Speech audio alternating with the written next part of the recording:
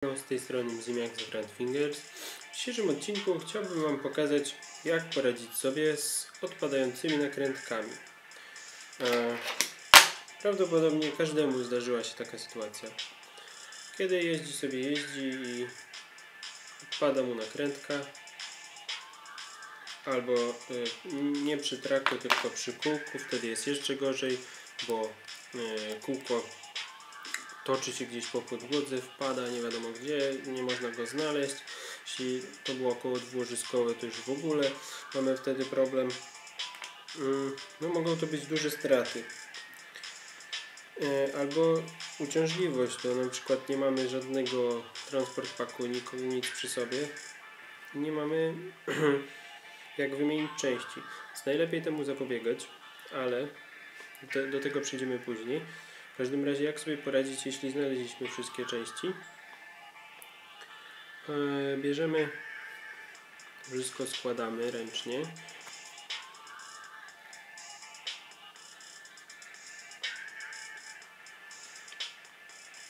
I teraz można nakrętkę przykręcić bez pomocy kluczyka, kciukiem. Zaraz pokażę, jak to się robi, ale najlepiej jeszcze do tego użyć pewnego patentu. Mianowicie odrywamy od tejpu, najlepiej w miejscu, w którym nam się już zaczął rwać. Odrywamy maluteńki fragmencik paznokciem. Taki naprawdę wielkości otworu od nakrętki. Taki paproch. I albo ten paproch kładziemy na tutaj wystającej śrubce od baseplate'u, albo kładziemy go w nakrętce, ale łatwiej chyba na śrubce, na gwincie, i nakładamy nakrętkę.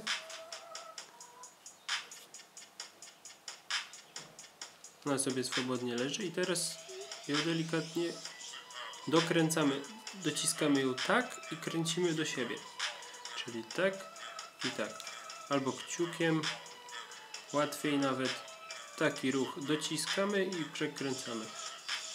Można sobie pomóc paznokciem, łapać tutaj ścianki tego sześciokąta i skręcamy nakrętkę w ten sposób. To jest chyba jedyny sposób bez kluczyka. Jeśli mamy kluczyk, no to wiadomo, przebiega to łatwiej.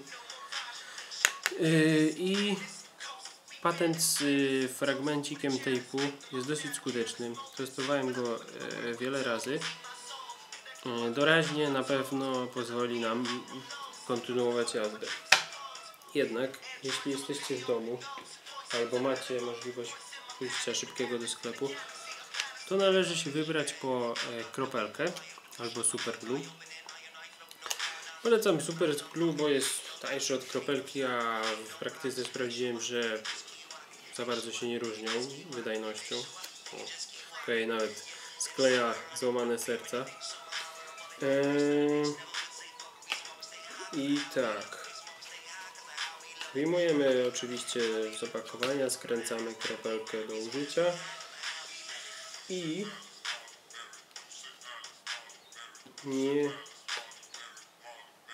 nie kleimy kropelką bezpośrednio nakrętki, bo możemy sobie bardzo łatwo zalać całego fingerboarda, nawet nie, że tylko gumkę czy talerzyk, tylko po prostu spłynie ta kropelka na dek i to już w ogóle wtedy tragedia. Więc wyciskamy troszeczkę kropelki, czy tam super glue, na wykałaczkę. Oczywiście nad podkładką, żeby nie zakleić sobie stołu. Robimy taką kroplę, żeby utrzymała nam się kropla na końcu jakiegoś przedmiotu. Ja mam wykałaczkę, skuteczny przedmiot do tego. I teraz mamy przygotowaną małą ilość i bezpiecznie można posmarować nakrętkę z góry. Kiedyś jak komuś podpowiadałem ten sposób, to myślał, że skleja tą śrubkę na zawsze. Otóż nie. Po miesiącu ona może zacząć się odkręcać z powrotem. Ale raczej jest to skuteczny sposób, nawet jeśli nie zamierzacie nic zmieniać, macie dobry tuning, to skuteczny sposób nawet na rok jazdy. Ja tak zrobiłem przy desce z łosiem i chyba nigdy nie odkręcałem tych nakrętek, zawsze było w porządku. Po smarowaniu nakrętki czekamy powiedzmy 30 sekund, aż to wyschnie, nie wiem, można podmuchać. Po prostu kropelka utwardza się wilgocią z powietrza, więc musimy chwilę poczekać, ona musi się odparować, tam rozpuszczalnik, nie wiem do końca jak to działa. No, ale jest to klej błyskawiczny. No i tak zaklejona nakrętka będzie nam długo służyć. Przy kółkach postępujemy dokładnie tak samo. Jest to ważna sprawa, jeśli nie macie nakrętek Granda, bo nakrętki Granda generalnie są cieńsze od tych dekowych i zazwyczaj można przykręcić koło do końca, czyli do oporu gwintu, czyli przykręcam do końca i koło się kręci. Jeśli używacie nakrętki TechDeka, jest duże prawdopodobieństwo, że po przykręceniu do końca koło nie będzie się kręciło. Jest to normalna sprawa, ponieważ różnie trafiają się ośki, różnie wypada gwint, długość gwintu, szerokość i najłatwiejszy sposób jak temu zaradzić, to powtórzyć tą czynność z kropelką. Wtedy macie pewność, że to się nie odkręci. Czyli tak. Jeszcze raz powtórzę. Przykręcamy nakrętkę do końca. Sprawdzamy, czy koło się kręci. Jeśli się nie kręci, to pół obrotu wstecz.